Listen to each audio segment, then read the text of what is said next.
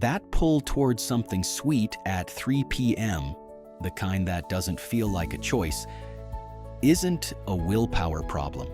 It's blood sugar chemistry. And cinnamon, the spice already sitting in most kitchen cabinets, may be able to interrupt that cycle at the biological level. By the end of this video, you'll know exactly which form to use, how much, and one critical safety detail most people skip entirely. Blood sugar doesn't just rise and fall, it spikes. After a carb-heavy meal or snack, glucose floods into your bloodstream fast. Your pancreas responds by releasing a surge of insulin to clear it. The problem is that surge often overshoots. Glucose drops sharply, sometimes lower than it was before you ate, and your brain reads that rapid drop as an emergency signal. It doesn't care that you ate an hour ago. It detects the falling glucose, and it sends one message: eat something sweet now. That loop, spike, crash, craving, is not a character flaw. It's a feedback system misfiring, and it can repeat multiple times a day. This is exactly where cinnamon may interrupt the cycle, and the mechanism is specific. Cinnamon contains two primary active compounds: cinnamaldehyde, which gives the spice its distinctive warm aroma, and a class of polyphenols, essentially plant-based compounds that interact directly with your metabolic chemistry. Cinnamaldehyde is considered a main driver of cinnamon's blood sugar effects, and research suggests it helps cells take up glucose more effectively by activating some of the same pathways that insulin uses. But there's a second mechanism that matters just as much for cravings, specifically. Those polyphenols may improve insulin sensitivity by activating the insulin receptor through several mechanisms, including increased glucose transporter synthesis and activation. In plain terms, they help the body's insulin work more efficiently. Think of insulin like a key and your cells like locks. When sensitivity is low, the key is stiff. It takes more force, more insulin, more overcorrection to open the door. Cinnamon's compounds may act like a lubricant on that lock, so the key turns smoothly, the response is proportional, and the crash that triggers the craving never arrives with the same intensity. The flattening of that spike is measurable. Research has found that consistent cinnamon use was associated with meaningful reductions in fasting blood glucose across multiple study groups. A 2025 meta-analysis of 28 studies found cinnamon significantly reduced fasting blood sugar in people with type 2 diabetes. And researchers also note benefits in people with normal or only mildly elevated blood sugar, which is the range most people dealing with afternoon cravings actually fall into. What that means in practice is straightforward. A smaller spike produces a smaller insulin surge, which produces a shallower drop, which means your brain never receives that red alert signal demanding sugar. The craving may simply not show up the way it used to. There's also a longer-term layer to this. Beyond what happens at a single meal, consistent daily use may gradually improve baseline insulin sensitivity over time. That matters, because the craving cycle isn't only triggered by what you just ate. It's also shaped by how well your cells are responding to insulin throughout the entire day. When that sensitivity improves, blood sugar stays more stable between meals. The baseline urgency of cravings drops, and you're not white-knuckling through every afternoon. But the mechanism only works if you're using the right form of cinnamon, the right amount, and taking it at the right time. Not all cinnamon on store shelves is the same, and the difference matters more than most people realize. That's exactly what the next part covers. Before we get to the how, quick question. Do you notice your sugar cravings hit hardest after a specific meal? Or is it more of a random afternoon ambush?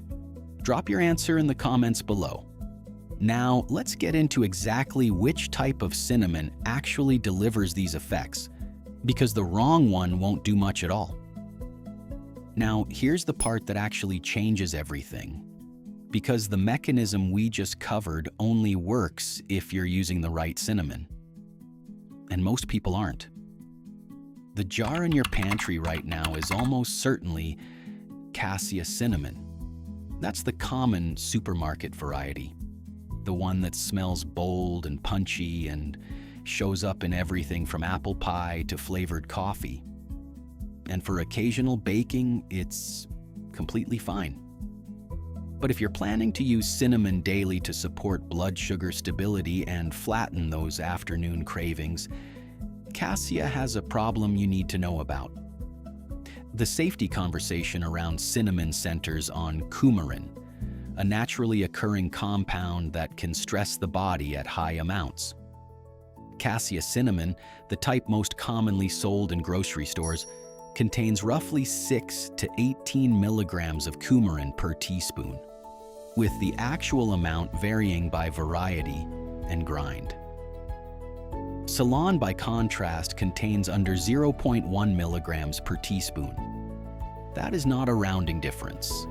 Research confirms that cassia cinnamon contains approximately 250 times more coumarin than Ceylon. So when you're sprinkling what you think is a health habit into your morning oatmeal every single day, you may actually be stacking a compound your body has to work hard to process, at exactly the doses that raise concern. The form that sidesteps this entirely is Ceylon cinnamon, sometimes labeled true cinnamon. For daily use, Ceylon is the only type considered safe for long-term consumption without strict dosage limits. On a label, look for the Latin name, Cinnamomum verum. That's your confirmation. Ceylon sticks also form multiple thin, papery layers when rolled. Cassia is one thick, hard layer. Ceylon is light tan in color. Cassia is a deeper, reddish brown. Ceylon has a delicate, sweet aroma. Cassia is stronger and more pungent. If you're buying powder, the label is your best tool. Cinnamomum verum means Ceylon every time. Now, how much? Research on blood sugar support has generally studied doses in the range of half a teaspoon to 1 teaspoon of Ceylon cinnamon per day. An effective dose of 1 to 3 grams daily, studied over periods ranging from about 4 weeks to 4 months, showed significant improvement in blood sugar markers. 1 teaspoon of ground cinnamon is roughly 2.5 to 3 grams, right in that studied range. More is not better here. Exceeding that amount does not increase the benefit, and it does introduce unnecessary variables. 1 teaspoon once a day is the protocol. Timing matters too. The most effective window appears to be with or just before a carbohydrate-containing meal, because that is the exact moment the blood sugar spike you're trying to blunt actually begins. 2 practical ways to do this. Stir half to 1 teaspoon into warm water or herbal tea about 10 minutes before you eat, or mix it directly into your breakfast. Oatmeal, yogurt, or a smoothie all work well. The warm water method has a sensory quality worth mentioning. Ceylon cinnamon dissolves into a soft, amber-tinted liquid with a genuinely pleasant sweetness, almost like a mild tea. It doesn't taste medicinal. It tastes like something you'd actually choose. Now the safety considerations. And these are worth taking seriously, not because cinnamon is dangerous, but because it's genuinely active.